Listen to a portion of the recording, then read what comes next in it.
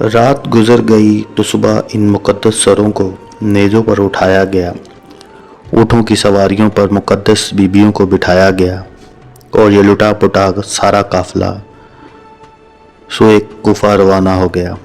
ظالم یزیدی اس قافلے کو لے کر کوفے کی طرف روانہ ہو گئے۔ رات کو ابن سعد کے لشکر میں سے کسی نے چاہا کہ حضرت امام زین العابدین کو بھی شہید کر دے، لیکن ابن سعد نے کہا کہ یہ بیمار بچہ ہے، اسے چھوڑ دو۔ مشیت الہی بھی یہی تھی کہ کوئی سادات میں سے ضرور موجود رہے جس نے سب کچھ اپنی آنکھوں سے دیکھا ہو اور وہ حالات کا عینی شاہد ہو۔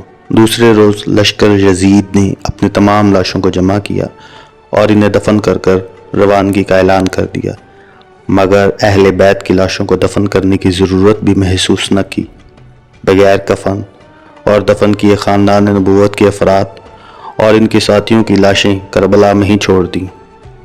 فرات کے کنارے ایک قبیلے بنو سعد آباد تھا۔ جب انہیں پتہ چلا کہ یزیدی لوگ اہل بیت اطہار کی لاشوں کو کھلے آسمان تلے چھوڑ کر چلے گئے ہیں تو وہ فوراً وہاں پہنچے اور شہداء کے مبارک جسموں کو کفن دے کر دفنا دیا۔ یزیدیوں کا قافلہ اہل بیت اکرام کے ہمراہ کوفے میں داخل ہوا اور شہید کے تمام سر ان کے پاس تھے۔ وہ سب ابن زیاد کے سامنے پیش کر دیے گئے۔ سید الشہداء حضرت امام حسین کا مبارک سر خولی کے پاس تھا۔ وہ کسی وجہ سے بروقت دربار نہ پہنچ سکا اور سر مبارک کو اپنے گھر لے گیا۔ خولی اپنی بیوی سے کہنے لگا، آج میں تیرے لیے دنیا جہاں کی دولت لے کر آیا ہوں۔ مطلب یہ تھا کہ جب یہ سر مبارک ابن زیاد کے دربار میں پیش کروں گا تو بہت سے انعام ملے گا۔ سنگ دل خولی لمبی تان کر سو گیا، مگر اس کی بیوی سر مبارک کے سامنے بیٹھ گئی اور ساری رات رو رو کر گزار دی۔ خولی کی بیوی نے دیکھا کہ آسمان سے زمین تک نور نور پھیلا ہے اور سر مبارک کے گرد عجیب شکل کے نورانی پیکر طواف کر رہے ہیں۔ کچھ نہیں کہا جا سکتا کہ وہ مخلوق کون تھی۔ وہ ساری رات یہ نظارہ دیکھتی رہی۔ صبح ہوتے ہی بدبخت خولی اٹھا اور امام پاک کا مبارک سر ابن زیاد کے پاس لے گیا۔ امام علی مقام کا مبارک سر باقی سروں کے ساتھ خانوادہ رسول کے باقی قیدیوں کے ساتھ اس بدبخت ابن زیاد کے تخت کے سامنے پیش کیا گیا۔ وہ بدبخت اس وقت تخت پر ہی بیٹھا تھا اور اس کے ہاتھ میں ایک چھڑی تھی۔ اس نے چھڑی کے ساتھ حضرت امام حسین کے دندان مبارک پر ایک ضرب ماری اور نازیبا گفتگو کی۔ حضور کے ایک کمزور نظر والے صحابی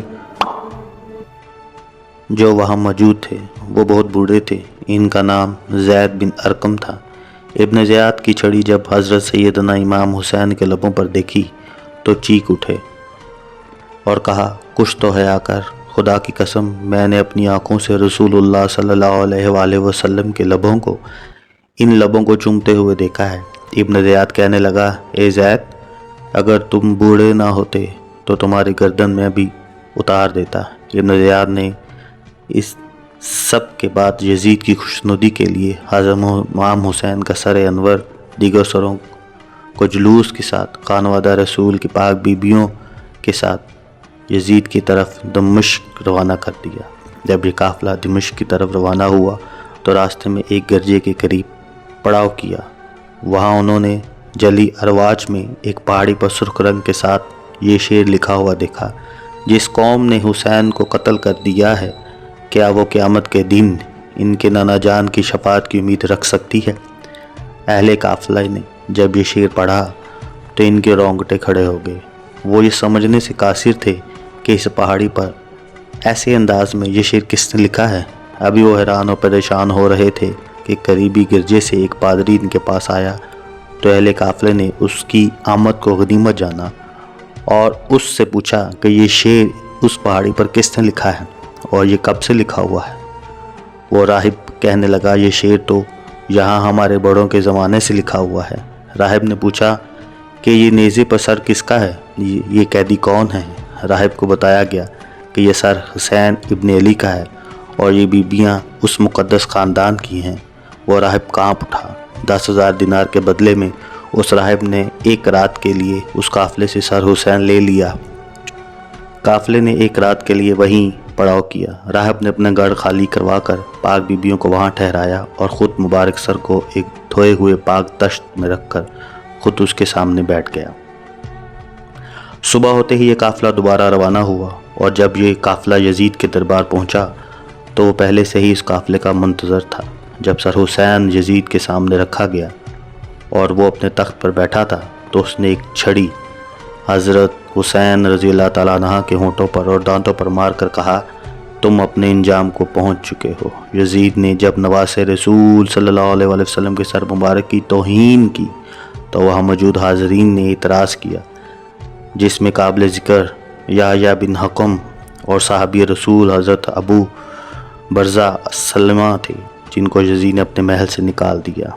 उसके बाद दुख्तर सैयदा कायनात हज़रत ज़ैनब रज़ी अल्लाह ताला अन्हा ने एक तारीख़ी साज़ खुतबा यजीद के दरबार में दिया, जिससे वहाँ मौजूद लोगों के दिल लर्ज़ उठे।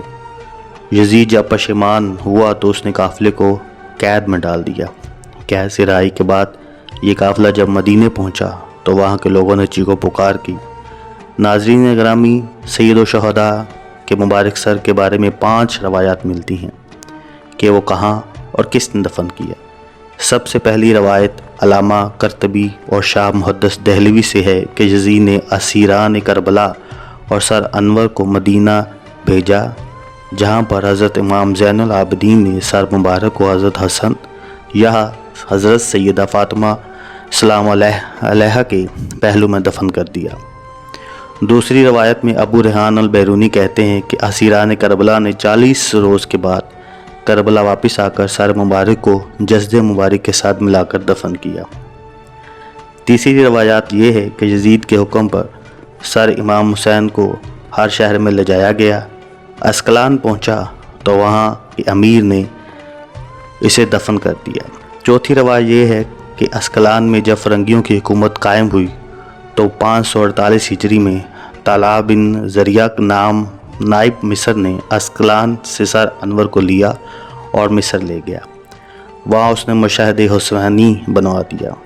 इसके मुतालिक अल्लामा इब्न हजर मतयम्मी मक्की रवायत फरमाते हैं कि सुलेमान बिन अब्दुल मालिक ने हज़ूर सल्लल्लाहु अलैहि वसल्लम को ख्वाब में देखा कि आप इसके साथ मुलातफ़त फरमा रहे हैं और इसको बशारत दे रहे हैं कि सुबह इसने